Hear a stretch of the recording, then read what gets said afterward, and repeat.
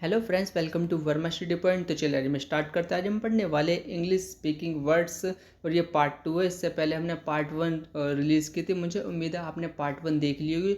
अगर नहीं देखी तो आप देख सकते हो, नई चीज़ सीख सकते हैं, इंग्लिश स्पीकिंग शुरुआत कर सकते हैं नए वर्ड्स के साथ, क्योंकि ये वर्ड्स ऐसे हैं जो इंग्लिश स्पीकिंग में काफ़ी इंपॉर्टेंट, काफ़ी मायने रखते हैं। तो चलिए स्टार्ट करते हैं अपनी सीरीज़ को कंटिन्यू रखते हुए। सबसे पहला वर्ड है लेगेसी। लेगेसी जिसका मतलब होता है परंपरा या वसीयत। मीन्स जो चीज़ पुराने तरीक़ों से चली आ रही होती है उसके लिए हम लेगेसी वर्ड यूज़ कर सकते हैं। अब इसको एग्जाम्पल से समझते हैं। अब इसका एग्जाम्पल है my cousin had left his A small legacy. Means मेरे कज़न ने एक स्मॉल लेगेसी को छोड़ दिया, यानी कि उसको त्याग दिया। फिर जो पुरानी परंपरा चली आ रही होगी उसको एक तरीके से छोड़ दिया उसने, माई कज़न ने। तो लेगेसी जिसका मतलब परंपरा या वसीयत। अब नेक्स्ट वर्ड है ये सडनली। सडनली जिसका मतलब अचानक, अचानक से। अब ये एग्जांपल समझते हैं हम। I suddenly realise that I was wrong. Means मुझे अचानक से विश्वास हुआ कि मैं रॉन्ग था। और नेक्स्ट वर्ड है इनक्रेडिबल। इनक्रेडिबल मीन्स अविश्वसनीय, मीन्स जिस पर विश्वास ना किया जा सके। अब इसका एग्जांपल है we have put an incredible amount of work into his project. This project means हमने इस प्रोजेक्ट में इनक्रेडिबल वर्क किया है। इनक्रेडिबल मीन्स जिस पर विश्वास ही नहीं किया जा सकता। मीन्स बहुत ज़्यादा, कोई जिस पर जल्दी से विश्वास ना कर सके। तो इनक्रेडिबल का मतलब यही होता है। अब नेक्स्ट है एप्रेज। एप्रेज जिसका मतलब कीमत आंकना या मूल्य निर्धारित करना या फिर किसी चीज़ की वैल्यू लगाना एक तरीके से है। अब एग्जाम्पल इसका the ring must be appraise by a jewellers. Means जो रिंग है, रिंग का जो वैल्यू लगाई गई है या फिर कीमत जो लगाई गई वो ज्वेलर के द्वारा लगाई जानी चाहिए। नेक्स्ट है डेसेंट।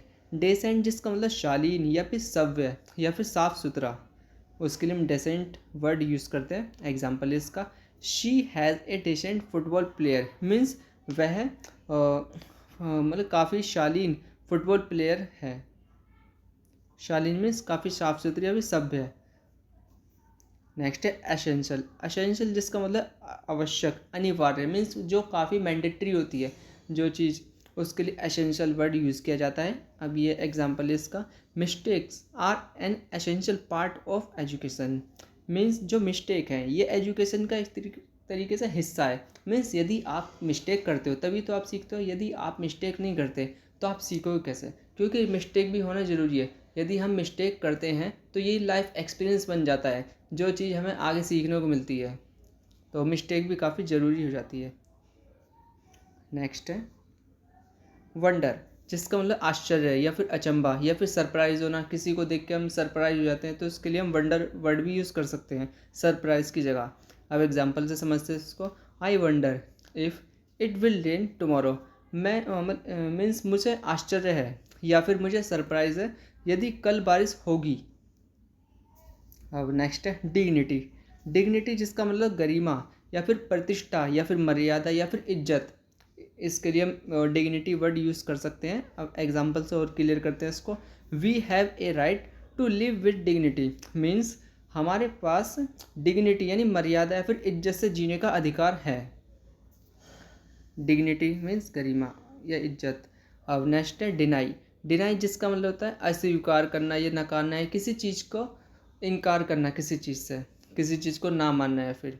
अब एग्जांपल है इसका do you deny that you went there. Means क्या आपने इनकार किया यदि आप वहाँ गए थे? तो नेक्स्ट है इंटीग्रिटी। इंटीग्रिटी मीन्स अखंडता या ईमानदारी या सच्चाई, या बहुत ज़्यादा कोई बहुत ज़्यादा कोई ईमानदार होता है, ऑनेस्ट होता है, तो ऑनेस्ट के सिमिलर सिनोनिम्स ही कह सकते हैं इसको, इंटीग्रिटी को।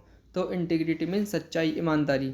अब एग्जांपल जिसको हम समझते हैं he is a man of the highest integrity. Means वह आदमी काफ़ी हाई मीन्स बहुत ज़्यादा इज्जत वाला है, फिर बहुत ज़्यादा ऑनरेबल है, जिसका सम्मान बहुत ज़्यादा किया जाता है।